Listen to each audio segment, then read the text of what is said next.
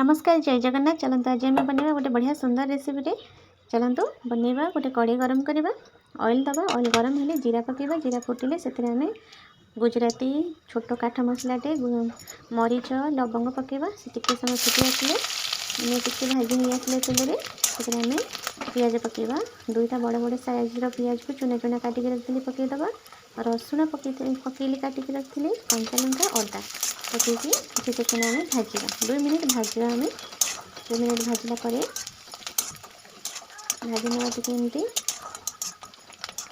बढ़िया लगे खाइबा। आमर बहुत समय भात बड़ी पड़ी थाए, पखाल भात खाया इच्छा हुए, तो एमती बनइले छुआ मान को बहुत भल लगे खाइबा और आमको भी भल लगे। आपण मैंने निश्चिंत बनइबे और खाइबे। से आम टमाटर पकईदबा। टमाटर नरम होगापी शीघ्र नरम हो जाए से लुण पकईदबा। लुण पकईले टमाटर शीघ्र नरम हो जाए। मसला हम पकईबा, लंका गुंड पकईबा, हलदी गुंड पकईबा। से परिवा सबतक पकईदबा। मुझे परिवा नहीं बीन्स नहीं गाजर नहीं मटर नहीं और फ्लावर मैंने फुलकोबी नहीं पकईकी आम भल से एमती भाजी ना। मसला से भी बढ़िया से मिसीज।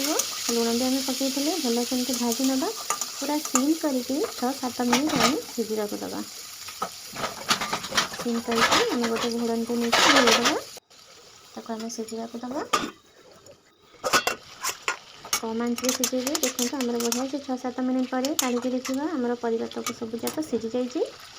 से मुझे 2 चामच फ्रेश दही, खट्टा वाला नुह, फ्रेश दही नहीं दही पकईबे। देखिए बढ़िया लगे। दही पकईला बारंबार आम एमती पछुल चलेगा, मसला को एमती चलेगा कहीं दही आम फाटिज छड़ी गले दही आम फाटिज। एमती आम बारंबार चलेगा। देखो आम मसला बढ़िया से होगा। दही देख के सुंदर रिलीज हो ऑयल बढ़िया से रिलीज हो गलानी। मैंने आम दही फाटलानी मसला सामने बढ़िया से मिसीगला। तो से बिरयानी मसला पकईली, बिरयानी मसला गोलेदेली, भात को पकईदबा। ये समय भात को पकईकी मीडियम आंच रखिकी भल से आम मिसई ना। परिवा साथे मसला साथे भल से मिसई ना। 2-3 मिनट भल से मिसई ना। मुझे कस्तूरी मेथी टे पकईदी और धनिया पत्र पकईकी भल से मिसई नेली।